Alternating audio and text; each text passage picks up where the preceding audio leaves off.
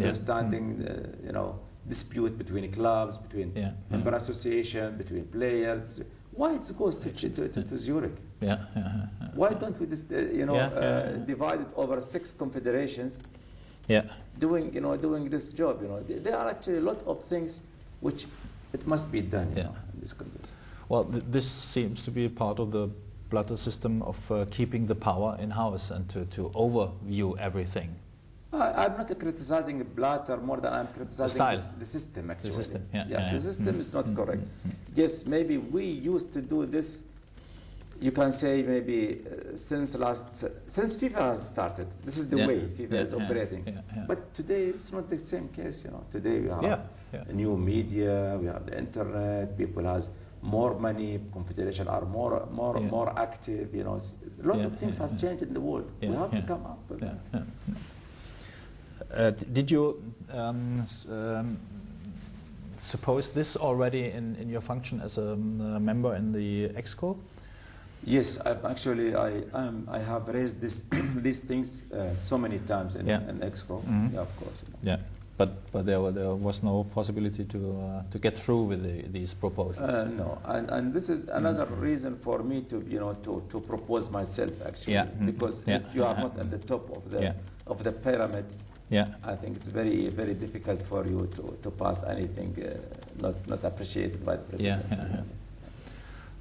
Could you, in this sense, without a personal approach, but in this sense, see the need of Mr. Blatter's role on top of the pyramid, other than keeping in office? I mean, it's difficult to see what kind of change he still wants to bring into FIFA. Yes, for me, I don't see anything. For for the last one term he served in FIFA, really, I saw no improvement in the vision of FIFA.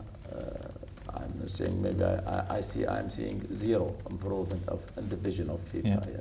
But and what did you see?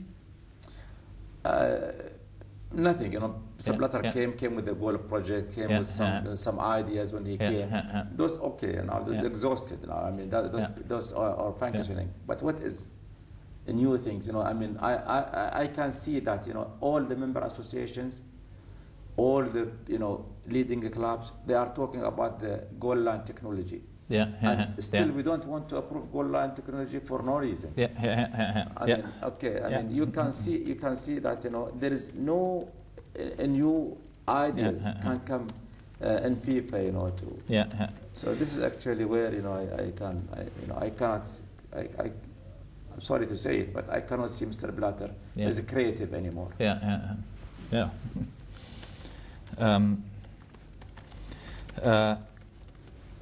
This is one of the reasons why he's in such a lot of troubles.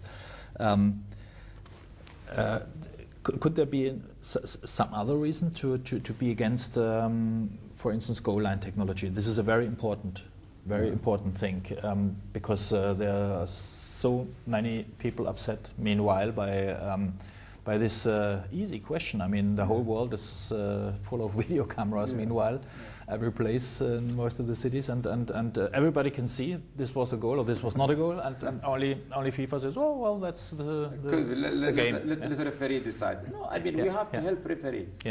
Okay, those days when there was no cameras. Okay, we're accepting this. We have to accept it. But as we said now, millions of people will see it as a goal, and we say FIFA says it is not a goal.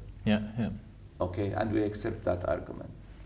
Also, when this argument was, maybe in the past, this argument never came to the picture because simply there wasn't, so much technology. In the past. Now I'm saying this. In each match, there could be about 50 or 60 cameras, actually focusing in each centimeter of the field. Okay, how the two eyes of a human can compete with all these cameras? We should, because in the end of the day, the referee also want to be sure of his decision. So why don't we help him? By introducing the goal line technology. I think world is not asking too much. Yeah, yeah. But this is one way to see that the non-creativity of a person in the top position. Yeah, yeah. Do you have an explanation for this? Why is he against such a thing? You just ask him. I don't know. Yeah, yeah. So he did never explain in the committees or wherever that he's in general against these technologies. Yes. Yes. And there's no support from guys like Franz Beckenbauer, for instance, from authorities of the game. For what? For the goal line technology. No, they are with them. Because I believe, I believe Mr. Beckenbauer, Mr. Platini, a lot of people with the line technology. But they didn't. Yeah, but it can't pass through. Get through. What happened between you and Mr. Blatter, or Mr. Blatter and you, that a big friendship broke? It's actually you expected. A very good question, because I had been asked also this question. Actually, I hope this competition and the election, people will not see it as a break of friendship or something like that. I still I'm contesting against him, and I still hope that we are going to be friends. Yeah. And I hope that we are going to differentiate or segregate between what is this election about and what the friendship about. I still see him a friend. But you are on the other side. You have to be realistic as well, and you know him, and you know that this is his life. And as FIFA, as General Secretary, as President, and I guess people would be naive to think that you could be close friends after this, because this never works in history, not only in football. What happened? Because you were close friends, I guess, in a lot of years before. And what was it, this incident in 2009 when he tried to replace you in the Asian Federation? That time, yes. That time there was an attempt like this. Yeah. But I believe we overcome that. At least from my side, I overcome that incident at the time. And I was also blaming myself to be very sensitive about somebody else is coming and competing against me, and somebody is helping him. I held myself responsible of being mistaken. Actually, I don't think this is a democracy, and I don't think that we should react negatively towards the feeling of people if they think they can, be competitors and better competitors. And yes, after that, let the Congress decide.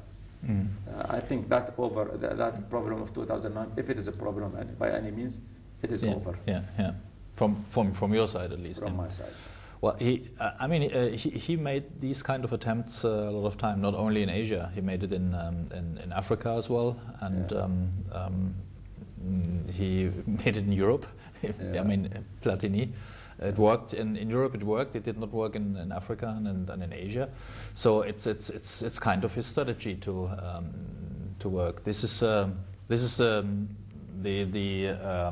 public feeling that something went broken in those days. No, I'm really, frankly speaking, saying that's another problem which has been resolved from my side. Did you talk with him after this? Yes, we did. And cleared this up here. Yeah, from my side, I cleared. I told him, From your side, I told him, don't think about the past. Past is past, already finished. And frankly speaking, I told him maybe in February by itself, because his thinking, was he said that I am upset with him because I was he wasn't in my side, or at least he thinks that he was in my side, but I am mistakenly think that he's not on my side. And I told him, please, Mr. President, forget it. It's the past. and we overcome this problem. We work together 2 years after that, so we don't need to bring it back. But there was in those days one very, very harsh official reaction from you. You recall it, I guess. When the only sentence I always found, because you're always described as a quiet person, a very friendly person. This is my impression as well, by the way.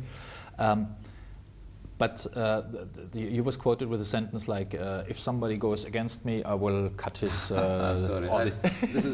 This is one of those things. Actually, we are saying. I mean, I have said it in the past, and I regretted it.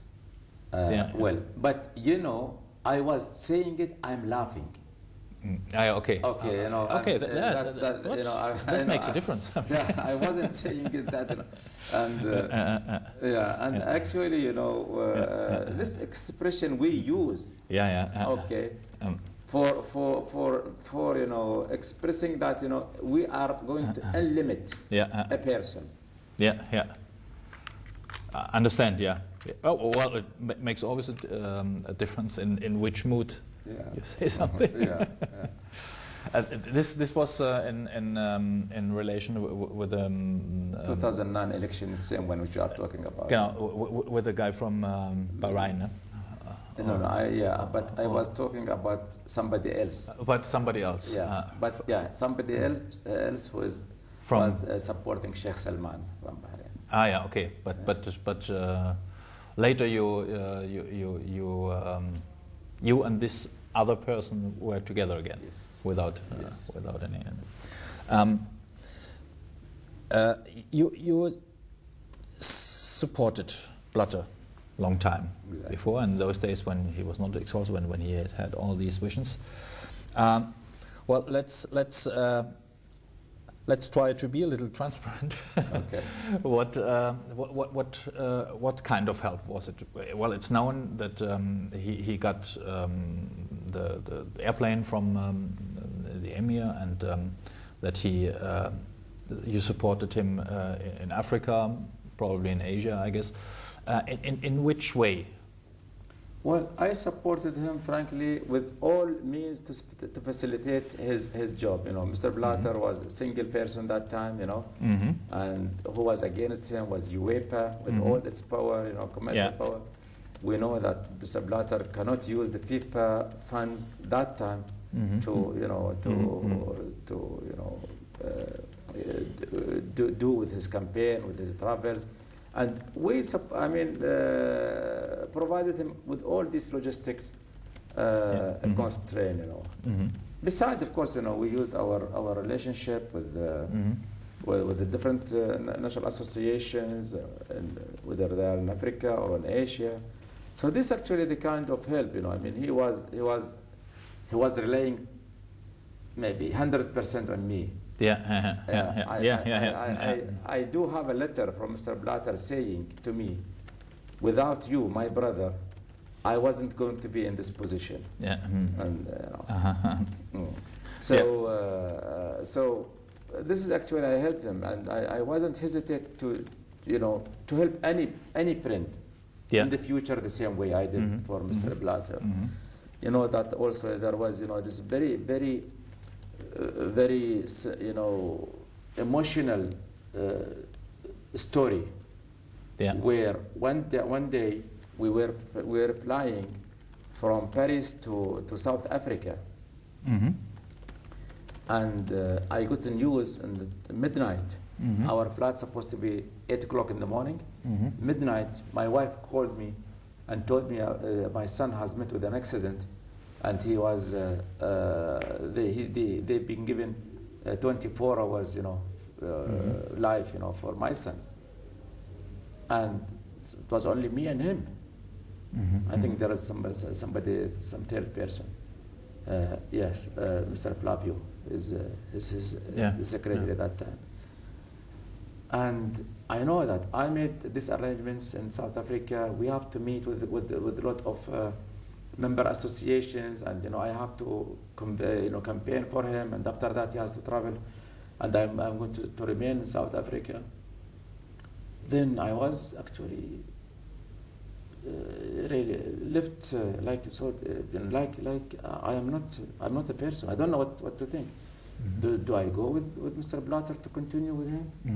Shall I go back to my son, which is maybe this is the last time I'm going to see him? Or so much emotions in my inside me. I couldn't sleep. By 6 o'clock in the morning, I called my wife. I told her, sorry, I'm not going to come. This man is depending 100% on me, and my son is not depending on the doctors and God's, willing. So I sacrificed, going to see my son, preferring to support Blatter and that. Moreover, Blatter never knew about this until maybe he won the election. And I brought this maybe even a year after that, the subject, because there was some, letter. This is actually more than a person, helping a person financially, So I think, I supported him a lot, yes. What was his reaction when he heard about this? Well, he was sorry and he was thankful. That Did just a personal question? Did your son survive? Yeah, he survived. He survived. He was about 25 days in absolute coma. And for about a year was not conscious. He don't remember things. So but he survived. Thanks God. Okay. This shows. I mean, this goes far beyond every kind of normal help, so-called. One thing I would like to raise because I think it's important to clear this, because it's always in the world since '98. What happened in that night when the African delegates were coming to Issa Hayatou saying, well, we got money, when they came the day after the election to Johansson and said, we're so sorry, but we got some money. What happened in that time?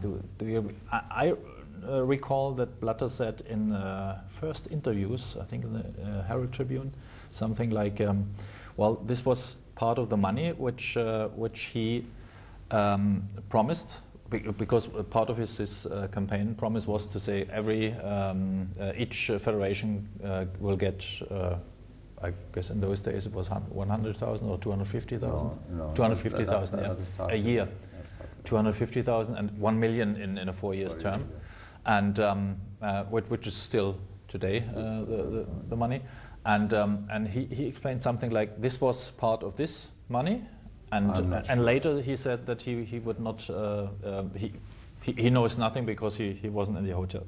Yeah, I'm not sure, because that money paid directly to the national associations accounts in their respective countries.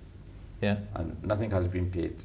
And that. And anyhow, if there is any money being distributed.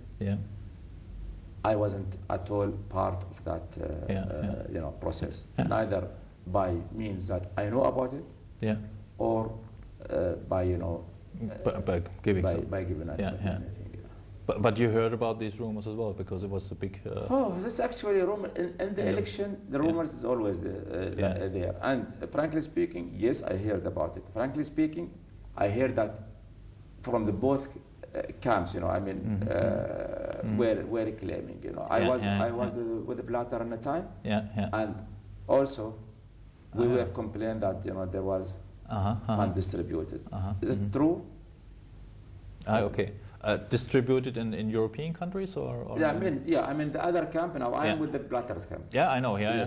This is also has been said. We were claiming that the other camp was distributing money. Okay. And that other camp, they said Blatter's camp was distributing money. Okay. So only God will know, this. Okay. Just to make things more clear, this has came in the media. Yeah. The gentleman from Somalia claimed, in 2002 that I gave him money. 2001 or something. And I have the witnesses. They were with me, and also he came, for me later on, saying I am sorry, and I told him, okay, sorry now, this is not going to help me. It had to help me. The gentleman in Somalia, he came to Zurich from Somalia, and now he wants to go back to his country via Dubai. He was broke. This is after the election. The 1 day after the election, he was broke, and he asked me to help him to go, via Dubai. Yeah. And whatever I did for him, from a humanitarian point of view, he put it in the media that I have given him. I have given him money. This is the only person. Yeah. Okay. Yeah, I recall. I almost forget this. Yeah. Was it? Well, okay. Did Blatter give you any promises in the years since, which he did not keep? Because he's known for not keeping his promises. You looked at me. Did you Perhaps you. Did you look at Blatter? Well, I know. No, I'm still doesn't try actually to accuse him for anything. He never promised me anything. Actually, I was actually sort of a person, which kept my independency within the executive committee. I was, always trying, to be clear with him within the executive committee, as true friend, and it's true as true loyal person. I was always against